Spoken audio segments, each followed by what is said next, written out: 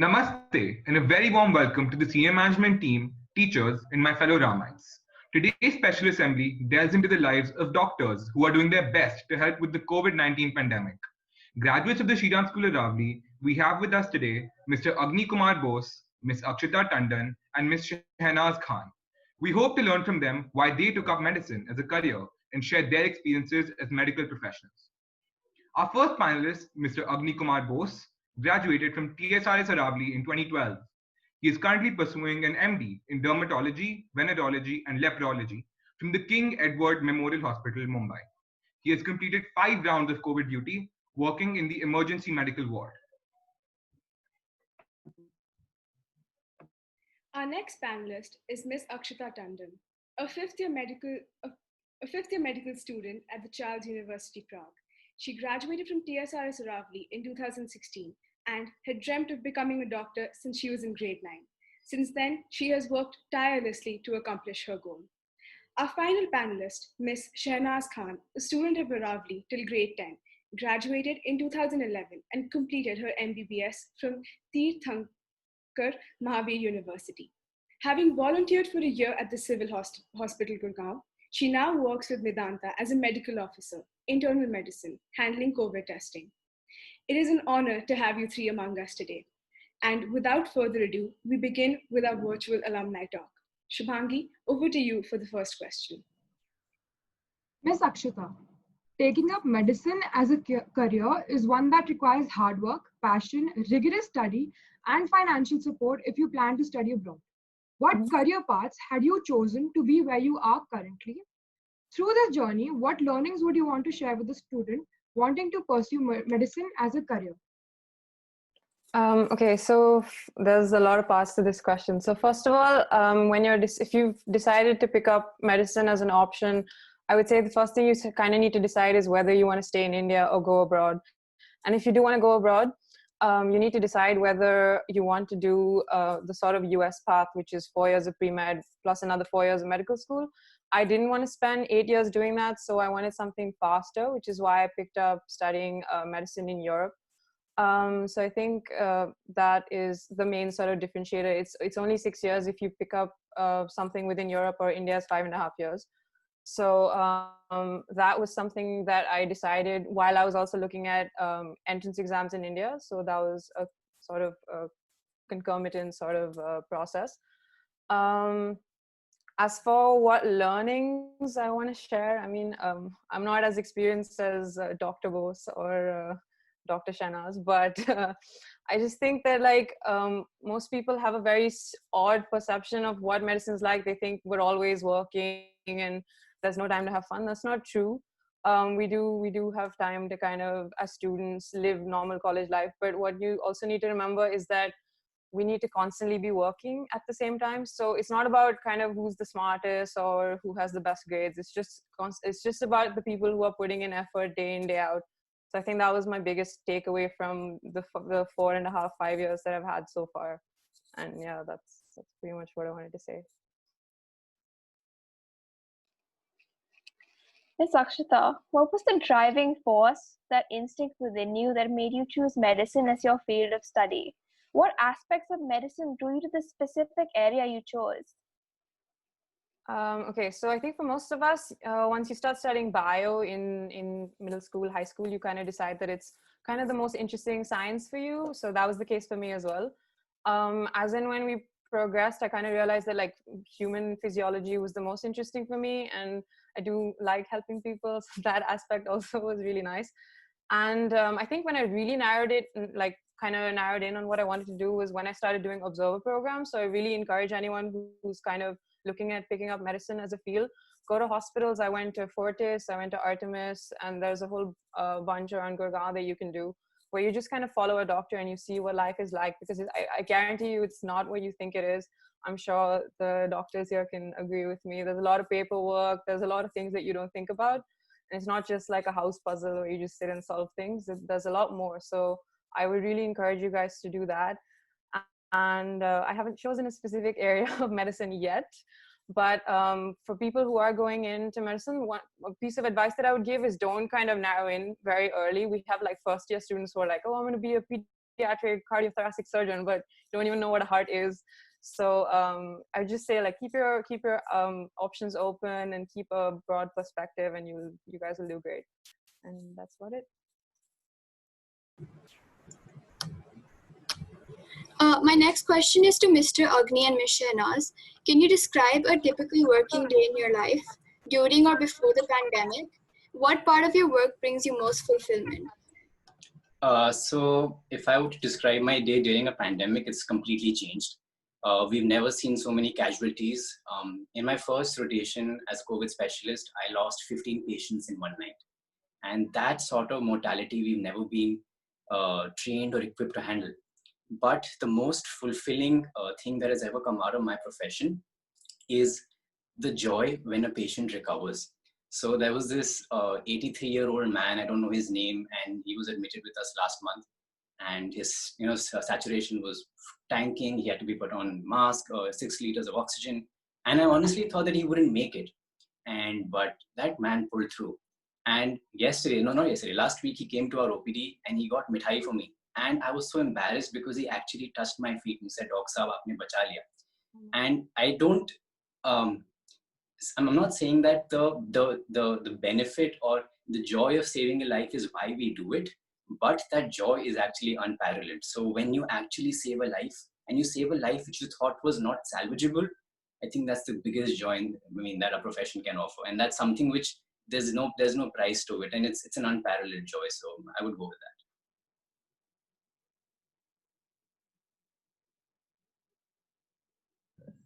Hello. Yeah. So I've been working in COVID testing at Medanta at the fever clinic. There are about like 200 to 250 patients that come every day for testing. And there has been seen a second peak, I guess, in my days. It's very hectic because you have to check all the forms, all the formalities. You have to consult. If they want a consultation, you do that. And you have to see OPDs as well, because otherwise patients aren't allowed in other areas of the hospital. So yeah, that's how. And I think fulfillment is, I just really feel happy when I help someone. So that gives me immense joy. So that's about it. Mr. Agni and Ms. Shahnaz, being a doctor, you may find yourself in highly stressful situations on numerous occasions. How do you deal with the stress? So always remember your basics, remember your training, and you need to know that, and you need to have this self-confidence that you can do it. Until and unless you don't believe in yourself, you will never overcome any obstacle. Be it a math exam of class 8, or be it a 65-year-old woman who's tanking with a myocardial infarction. So always remember your basics, go systematically, and that will give you the confidence to at least be able to deliver something. Now, you also need to keep in mind that you cannot be overconfident, because that's when the stress will get to you. What I mean by that is, remember your limitations also. As doctors, the only thing that we can ever offer you is little extra time. However much your training may be, you may be the most experienced doctor in the world, you may have gone to the best possible university or everything, but you cannot beat death. You cannot beat death. You cannot do that. At max, I can give you a few extra years, few extra months, and you must always accept that as a doctor. Once you accept your limitations, it's actually very liberating in life, because what is actually beyond your capability, that was never meant for you to tackle. So that is one way by which we handle stress, because however bad the situation may be, there may be a train crash, you have a mass casualty, 60 patients are coming, the ER is flooded, and you still just remember your basics. Okay, this patient is bleeding, this patient is unconscious. Okay, I need to check his electrolytes, I need to check his sugars, whether he's hypoglycemic or into ketoacidosis. Remember your basics. Please don't let your mind wander all over the place. You work at a spinal level. And at the same time, you also keep in mind that you cannot save everybody. You try to, you hope for the best, but prepare for the worst, but you cannot save everybody. And once you accept that, I think stress doesn't bother you that much.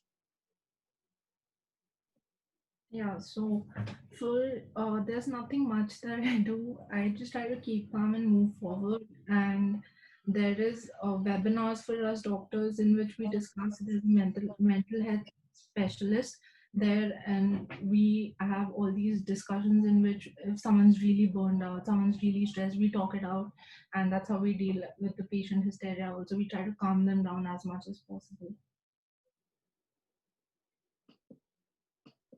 Okay, so Mr. Agni and Ms. Shahnas, as you would know, there are nearly 14 lakh medical aspirants each year, yet the doctor to population ratio in India is below the WHO standards, like except for the states in South India like Tamil Nadu and Kerala.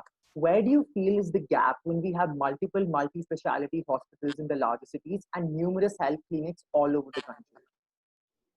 The gap is actually in the middle. You said there are 14 lakh medical aspirants, but there are not 14 lakh medical seats in our country. So I think our doctor to patient ratio is about one doctor per every 1,000 to 2,500 patients. Correct me if I'm wrong. I do not have the latest Government of India statistics. So the problem is that we don't have enough medical seats. We don't have enough medical graduates. So if you actually were to address that problem, I think everything just, it's very easy. Now, what the government has done, I mean, I'm sorry, this is just my personal view, and these are not my views as a government official.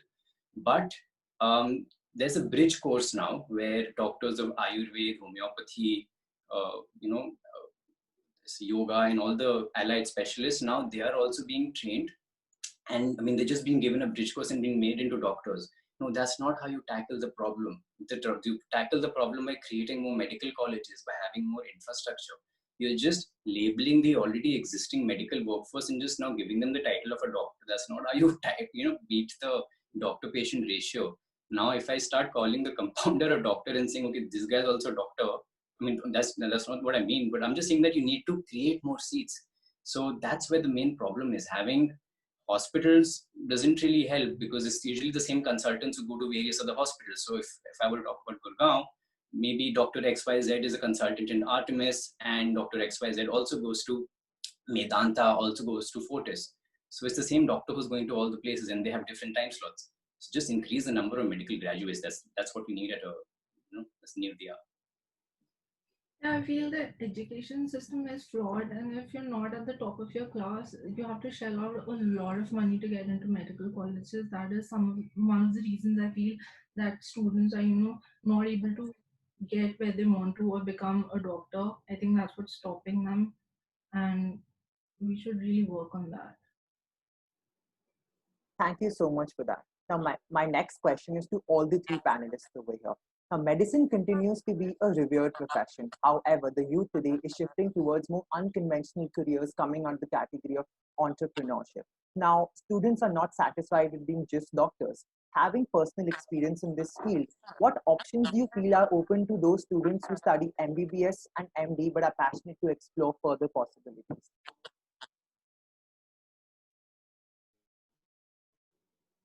Do you want to start with that?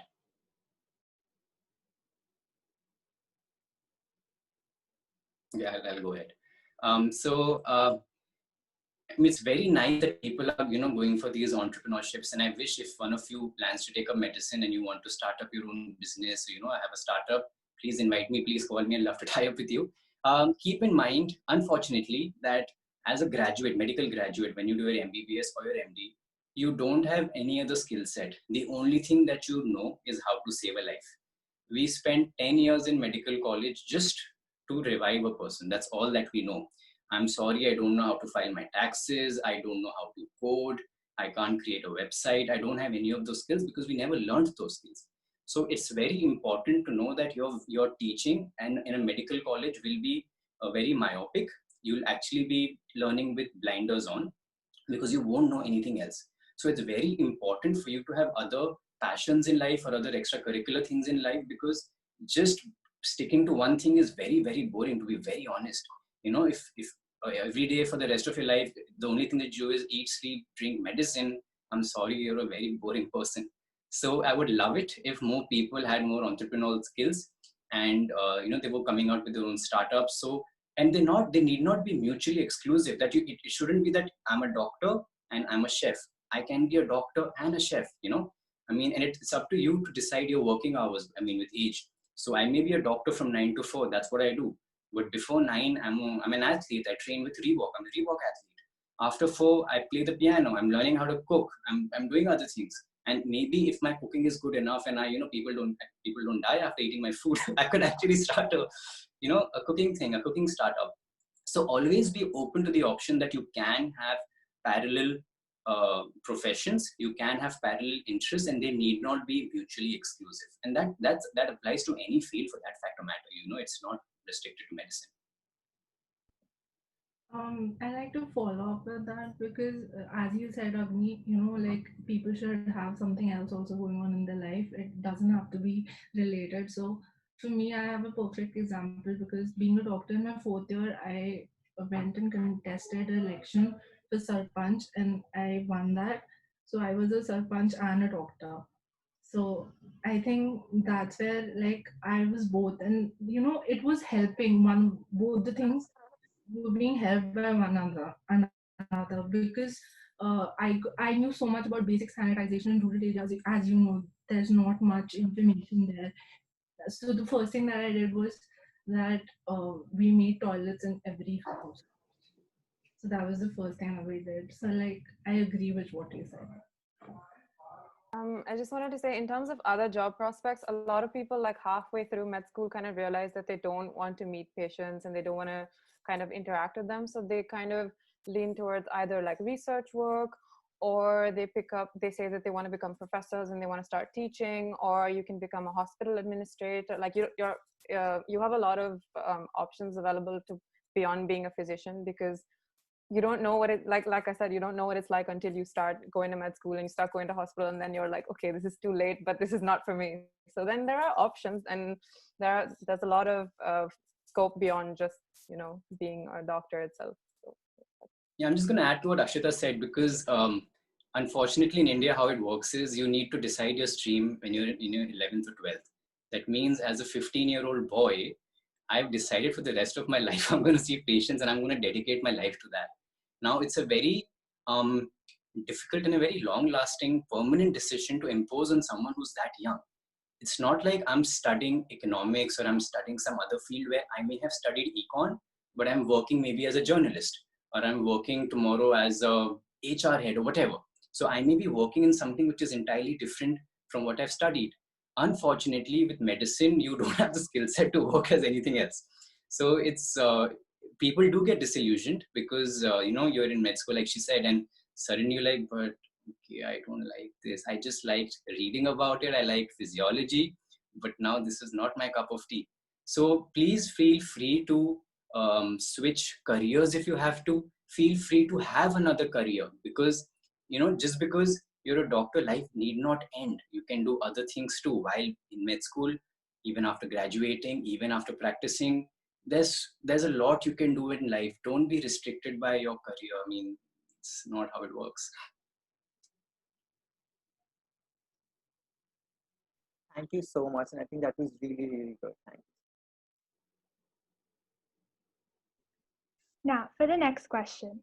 As a doctor, in what ways have you three seen technology being used to tackle issues pertaining to logistics, innovation, and information dissemination, especially in a pandemic?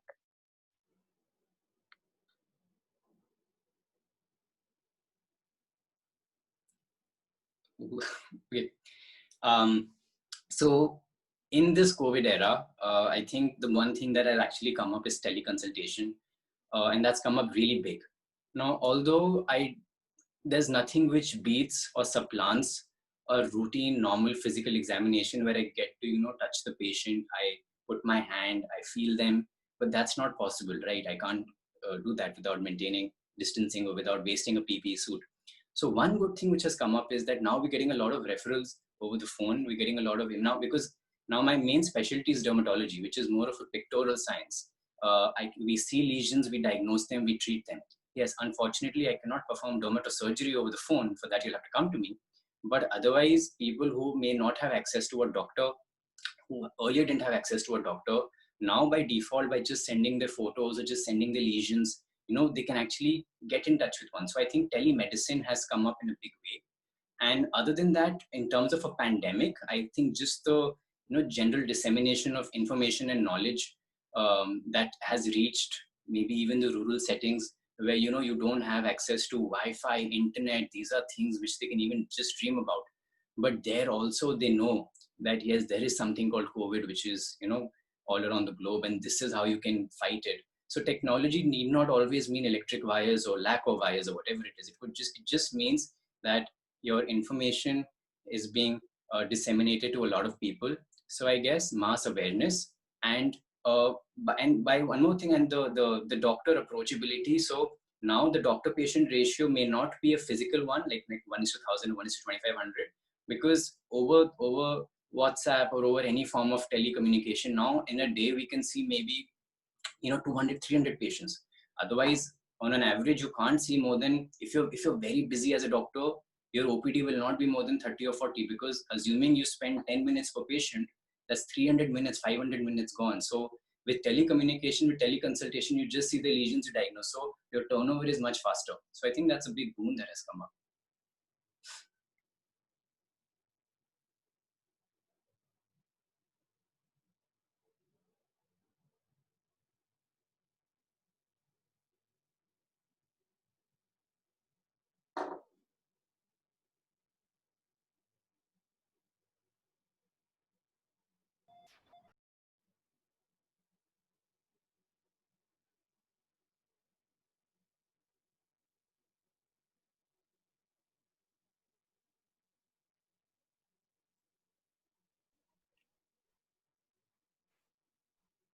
Thank you, Mr. Agni.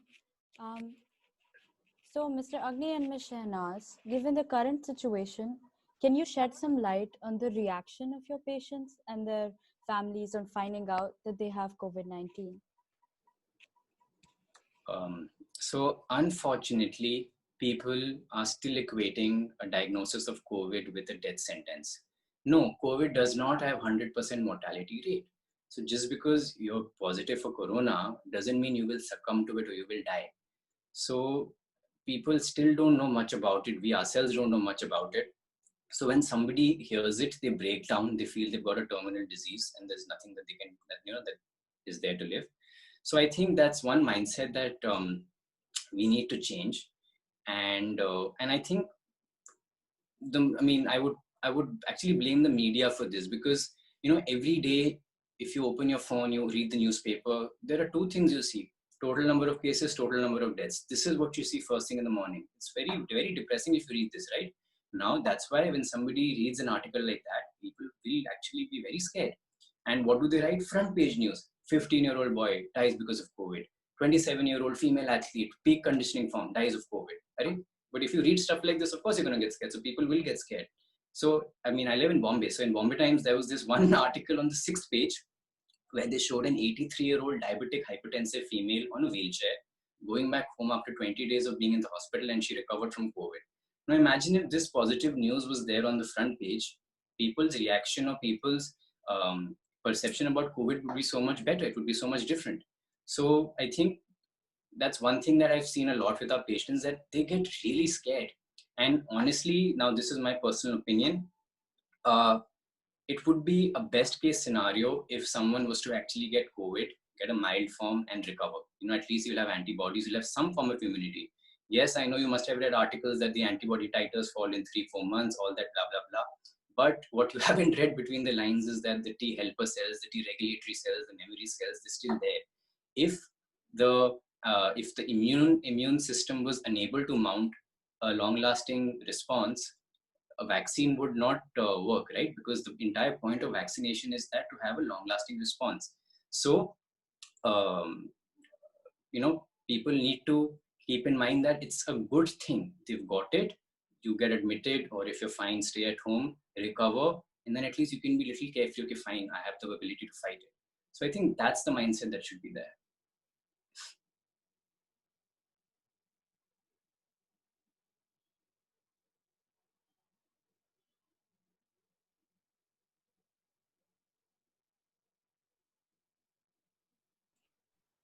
Thank you, Mr. Agni. My next question is to all three panelists. What is the biggest challenge that you have faced as a doctor during this pandemic?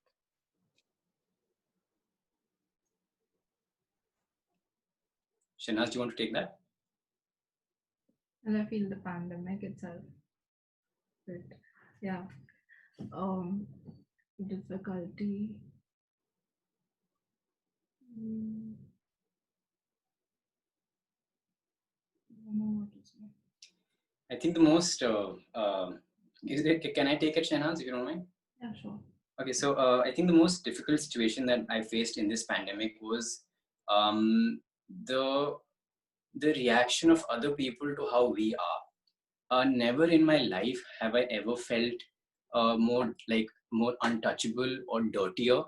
So initially, when COVID had just started and there was a lockdown and everything, and there was a lot of stigma and there was a lot of ostracization against people who were frontline workers, sanitation workers, police personnel, doctors, because just because we are going to the hospital, just because we're doing our duty, people actually thought that we have the virus and we'll give it to them. So that was this feeling of being dirty and this feeling of being untouchable. I think that was one of the worst feelings that I've ever felt. But I, I, I, I would like to say that I don't hold ill will against the people who did that or discriminated against me because of that, because they're scared. It's not because they have a personal vendetta against me, or it's not because they're spiteful. It's just that they're scared for themselves and their family. So fear brings out the worst in human beings. It makes us uh, xenophobic, germophobic, whatever phobia you want to attribute to this. So that is one thing, but I'm guessing gradually it's getting better. Maybe because the population believes that now unlock is there, so the virus has gone away magically, so they are a little relaxed now. So the discrimination against us as being vectors of infectious diseases is not that bad. But yeah, we do get that often that, hey Agni, you had your COVID duty, okay, you can't meet me, you can't come to my house, you can't just go bathe or whatever. Of course I'm going to do that, but you don't have to like rub it in my face. So yeah, that's something that we felt. It wasn't the nicest thing.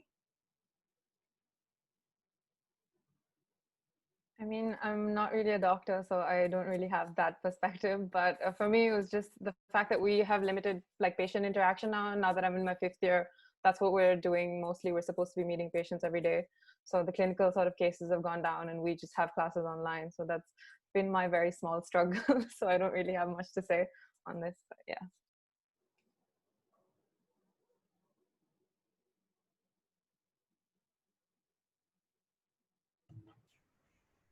My next question is to Mr. Agni and Ms. Shahnaz. What changes have you observed in the Indian healthcare system post the pandemic, and has the impact been positive? So, Shinaz, are you taking that? That the response is negative because the country wasn't prepared like it should have been for the pandemic. And um, it's just, we need a serious reform as to, there was lack of beds, there was lack of not proper PPEs weren't there. So all these things. So we need, or like we should have been better prepared for it. So I just feel that there is a negative impact. Like you said, with the untouchables, or someone who is tested positive is called is treated like it's untouchable. So that's what. Yeah, we are one. I mean, which should be a wake up call to everybody is that we don't spend enough on healthcare in India. Our percentage of our GDP expenditure on health is one of the lowest in the world. We just spend about 2 to 4%. That's really sad. Imagine if you earn 100 rupees, you're just spending 2 or 4 rupees on your health. Now, I don't think that's a very good. I mean, I'm not an economic graduate or I'm not someone who's well versed in economics, but I think this is a very stupid deal that one is doing. And out of 100 rupees, I'm going to spend 2 to 4 rupees on my health. So one good thing that this pandemic has maybe, I mean, I hope that it brings in the future is more expenditure on healthcare. Okay, we may have fancy projects, which will give you, which will generate economic employment. You can have statues worth 3,000 crores. You can have the parliament being redeveloped, and that will also generate revenue. People will get more jobs. Yes, that is very good, but that is a long-term solution. Now imagine if my house was on fire, I wouldn't think of building, acha, okay, let me have a steel house that will not catch fire. Steel, metal doesn't catch fire. No, right now I have to extinguish the fire, right? So think about doing something in the short term yes, your projects will be there. There is always, you need tourism, you need your country working and all that. Yes, perfect. But please spend more on healthcare. Because with 2 rupees, I'm sorry, there's not much you can do. So I hope that this is a wake-up call, because as I'm sure that everyone knows, I'm sure that maybe you've had been tested positive for COVID, or one of your neighbors has, or one of your relatives has, and you must have realized that there's an acute shortage of beds, there's an acute shortage of ventilators. People are being denied admission. What to do? There are no beds available. There's a paucity of oxygen. Can you imagine?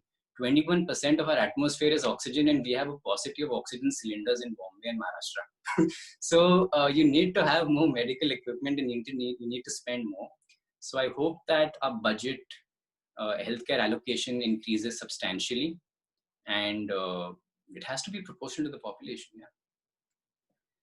There's an incident that we like to discuss. We were in the fever clinic and there was an ambulance outside. So the fever clinic is just right next to the emergency. So there was a patient who was COVID positive. I didn't know that at that point of time.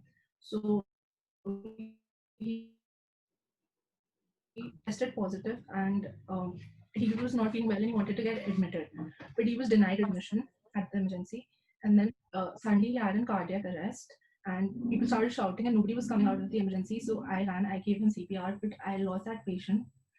But I just felt that if someone would have admitted him, like maybe like he would have survived. That's what I feel.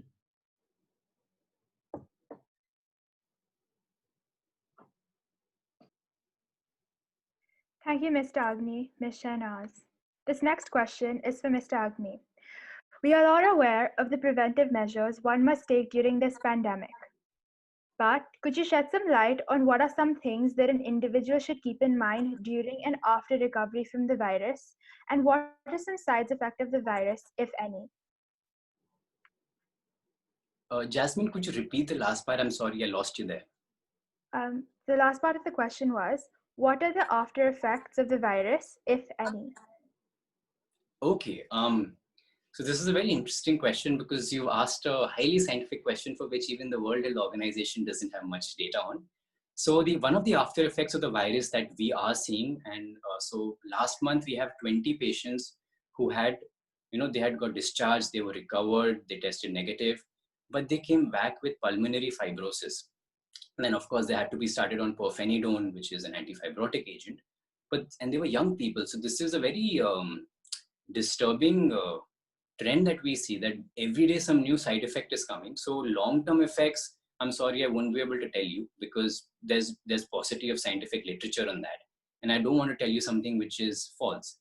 But the cases of these reactions, such as people getting hypercoagulable states, people getting pulmonary fibrosis, people immunity being down, and that's why reinfection being much more dangerous. So the percentage of these side effects are very, very, very minuscule, and the side effects should not, or the after effects of any disease should not determine the mood of the disease, or not determine your response to the disease. But by and large, it's uneventful. People recover without usually any complications. So I had COVID in the month of May. And I'm a young boy. I would like to believe that I'm fit, and I'm a young boy and I have no comorbidities. But I was positive. I tested COVID. I was positive for a month. And that time when you're the patient, and you happen to know a little bit about the human body, your mind just, you're making your own assumptions, you're forming your own diagnosis. What could be wrong with me? Why is there something wrong with me? Do I suffer from some immunodeficiency? Will I make it? Will I not make it? And it's natural, because you're isolated, you're alone, and all these thoughts are coming to your mind. So those thoughts did come, but I recovered pretty much fine. I lost my sense of smell for about 2 weeks, but then I'm fine. I'm running now. I'm back to work. I've done about 4-5 rotations of COVID duty. So the after effects, no, not that much. Think of it like a flu. Think of it like an exaggerated flu, and you'll recover and you won't even remember acha flu hua tha. So please don't worry about the after effects, because there aren't statistically significant to warrant someone being afraid. And about the general measures that people need to take, I'm sure people do know about it. I mean, you must have been practicing it since the past 6 months now. But the most important thing that I can actually tell you, and the most important measure is that do not be complacent. Okay.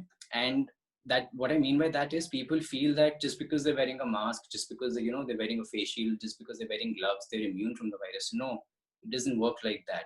Okay, because you may be wearing gloves, but okay, I'm using my phone, hello, hello, hello, my wallet is there, I'm touching, my phone is touching my mask, phone is touching the face shield, gloves, and I'm touching every possible surface on the planet, and I'm touching that mask, touching those phone, touching that phone.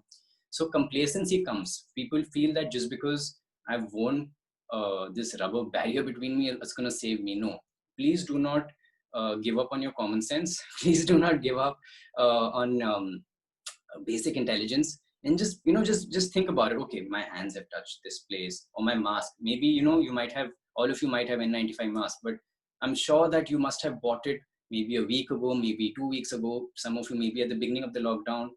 A life of an N95 mask is only 12 hours if worn properly. It doesn't really protect much after that. So you need to buy another mask. Or if you don't want to buy an N95 mask, please wear a surgical mask, but you need to wear a fresh mask. So just wearing a mask or wearing gloves is not sufficient. Be smart about it. Be a little mindful about it. And I think you're good to go. And worst case scenario, even if you do get it, please, it's not the end of the world. The fatality rate is only 3%. You have a much higher chance of dying if you were to cross the road and go down. So just don't be scared of it. You've evolved for 4.5 billion years. You're the apex predator, you're the top of the food chain. I'm sure you can handle the virus.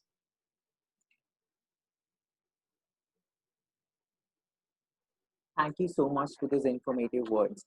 Now, I'm sure that the COVID pandemic has made the youth rethink and look at medicine as a career from a fresh perspective. I thank all the panelists for sharing their insightful experiences and wise informative words, which are sure to inspire many students out there to take up medicine in near future. We salute all the doctors who have selflessly offered their valuable time, knowledge, and perseverance to help those in times of distress. I sincerely thank the Alumni Committee for organizing the event, and Mr. Agni, Ms. Akshita, and Ms. Sharmas for taking their time out for the talk.